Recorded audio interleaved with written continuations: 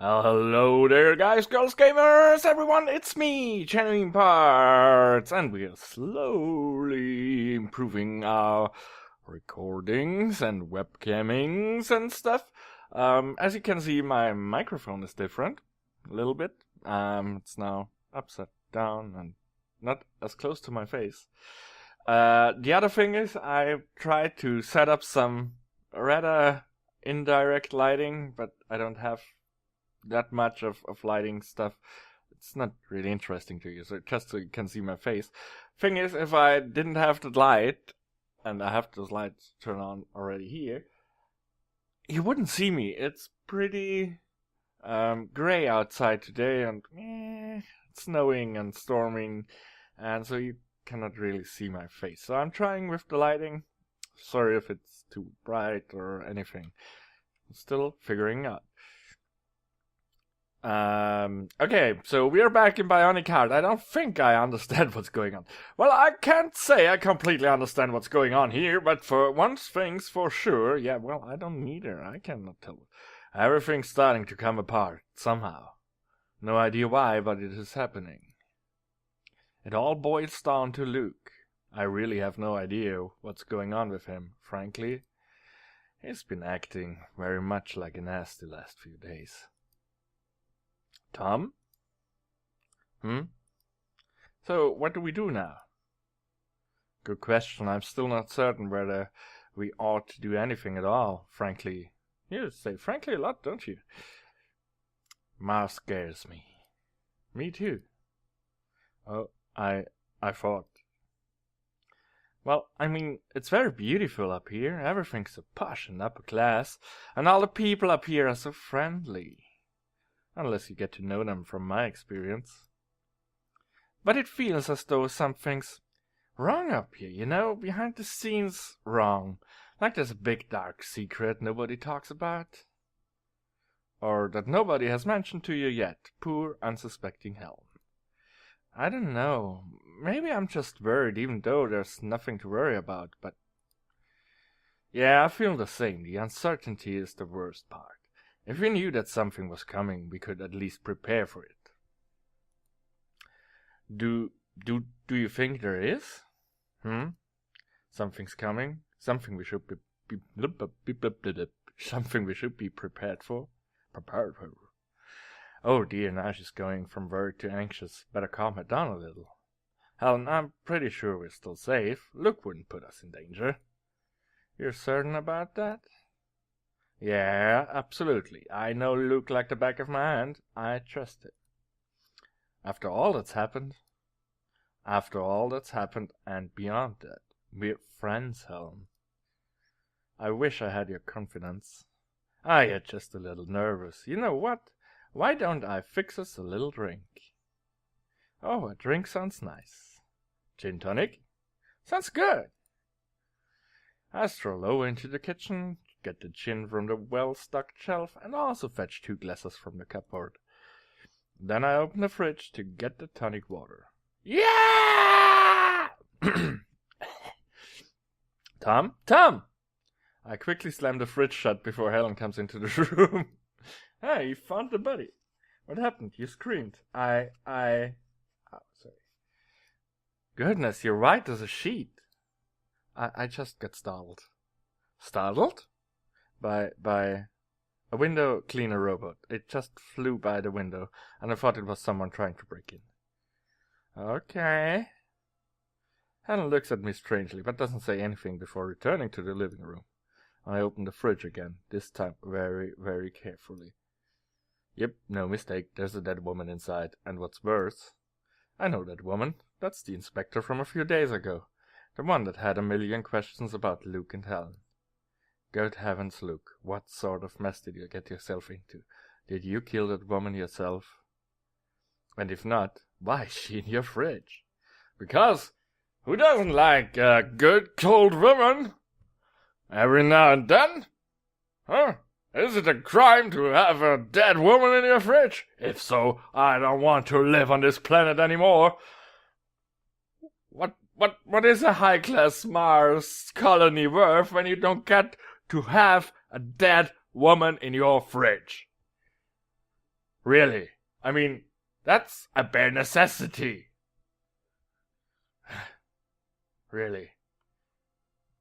I tell you. Helen, oh goodness, Helen mustn't see any of this. She's worried enough already. With shaky hands, I pull out the bottle of tonic water from the fridge door. I try my best to avoid touching the dead body. Ew, maybe she's got the cooties. Panting heavily. Oh, so what now? Are you now afraid or, panting heavily? Excited a little bit about, the prospect of a good cold woman? I close the fridge door and fix Helen a gin tonic. As for my own glass, I just pour some gin inside and down it right where I'm standing. Blah! Now I know why people always mix their stuff with something else. Taking another deep breath, I return to Helen with a gin tonic. Just one? And no ice? Yeah, sorry, there was just enough tonic water left for yours. The ice machine seems to be on the fritz, but that's alright. You sure? You still look as though you could use a drink yourself. Nah, I'll be fine. By the way, Helen. Yeah? There's something I forgot to do. Something I forgot to check out. Oh? I'll need to use the terminal for a little while. I hope you don't mind? No, that's alright. I wanted to take a little nap anyway. And hopefully that cocktail will help me relax somewhat. Yeah, relaxing sounds good. You sure you don't want a drink too? I'm good.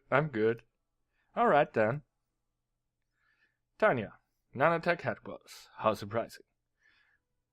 Okay, looks like they're all gone. They surely took their sweet time. How long was this? Now let's hope the cameras still overlook me, or this is going to be the shortest stealth mission ever. I move towards the gate at the end of the tunnel and give it a good hard push. It easily opens and I drag it inside. Then I crawl out of the air conditioning tunnels and into the laboratory. You would think, the air conditioning for a high-tech laboratory is kinda separated from general air conditioning. Just, my idea. I'm not the expert here. It's much smaller than the other one. More of a computer lab than anything. Back already, Maya. You're quite terribly at sneaking, It is as I thought. They left Lucas Walker's brain connected to the device that allows communication with him. Probably to make him feel more lonely. I'm not Maya, Lucas. Oh, another woman? What now? Is Maya planning to seduce me, even though I don't have a body that could feel any arousal? I don't think the body feels arousal. I think it's mainly chemicals in your brain. I mean, you need the body to act on that, but, My name's Tanya, Lucas, and I'm not with Maya. Yeah, of course you're not. That's why you're walking around in what I assume is a secret laboratory. Maya doesn't know I'm here. Oh, now I understand. You're an agent from somewhere else entirely else. You're trying to stop Maya and you're going to rescue me, right? Well, almost. Not going to work, Tanya. Look, I'm not dumb. I know that Maya's trying really hard to make me cooperate. He's tried variation, he's tried threats, he tried blackmail. He tried blackmail.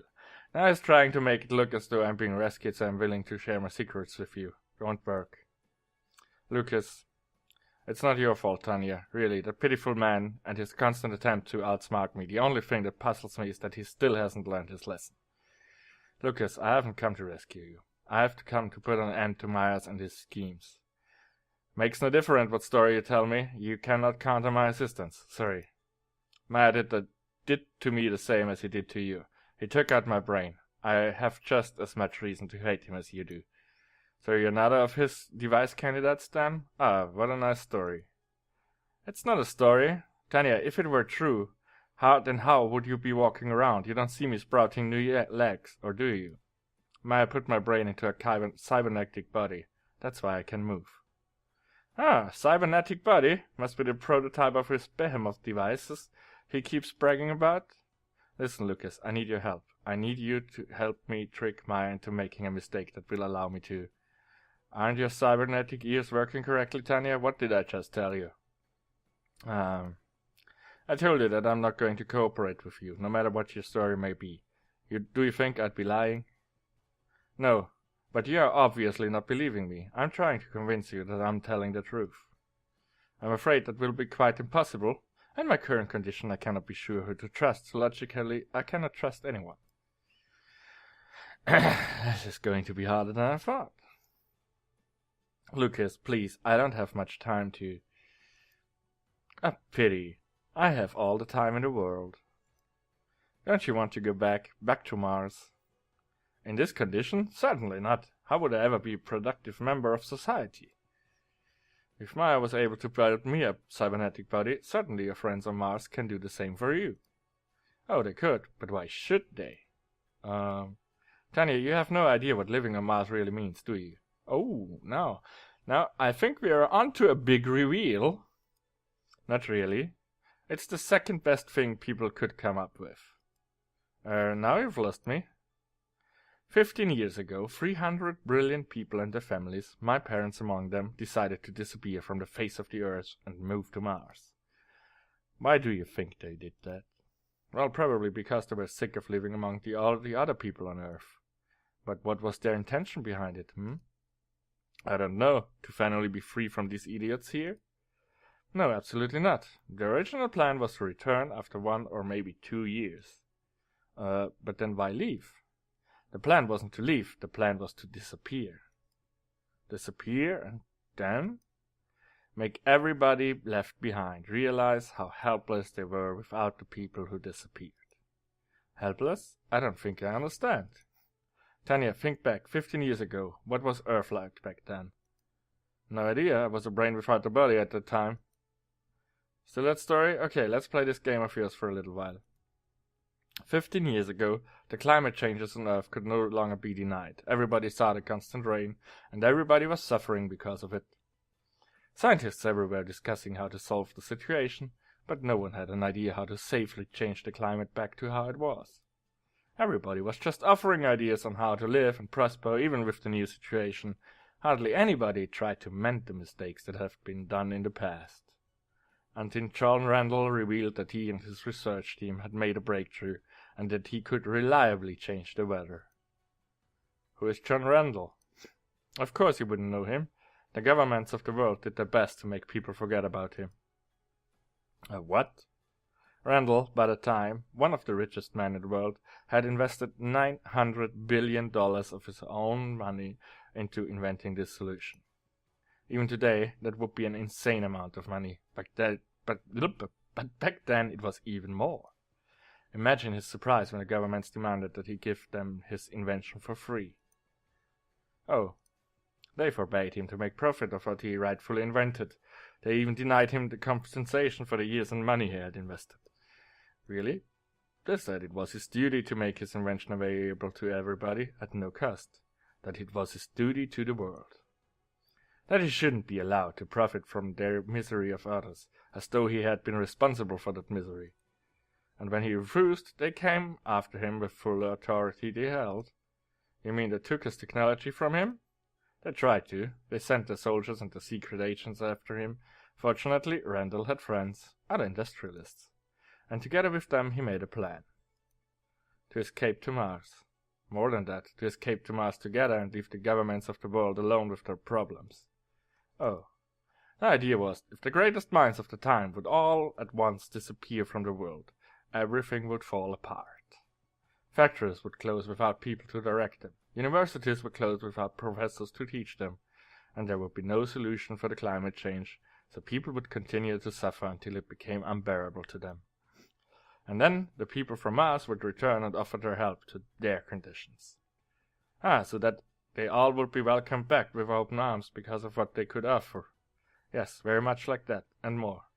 They hoped that people would start to understand how much they all depended on the brilliance and spirit of a small elite, and that they would, therefore, finally grant them that elite the rightful place as leaders of the world. That sounds like a dickish move. So it was essentially a plan to achieve world domination. A plan to achieve world domination democratically, by making people realize that freely accepting this new leading class was the best option. But it didn't seem to have worked. Unfortunately not. Randall, like my parents and everybody else, badly underestimated one human weakness. And that is, the willingness to put up with second-rate solutions. The what? Well, the best and brightest people were gone, right? Their ideas were gone, their factories closed, some even destroyed. Earth was supposed to miss them. Instead, they all allowed the second best people to take their places. The second best? Dumbasses like Maya, for example. Nanotech was one small tech lab 15 years ago, in the hands of a half-competent businessman and a second-rate researcher. But when the leading brand of the nanotechnology market suddenly was gone, guess who managed to drastically expand and become one of the largest corporations in the world? Nanotech.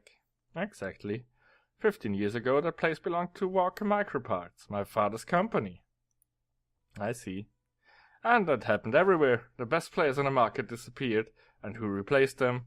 Small fry, who no one had ever even noticed before because they had only been picking up the crumbs that fell from the table of the true giants. Well, can't say I'm sad that this thick D-bag is in a glass. And I think, for time, we might have to cut it here. I'm not sure. Let me check.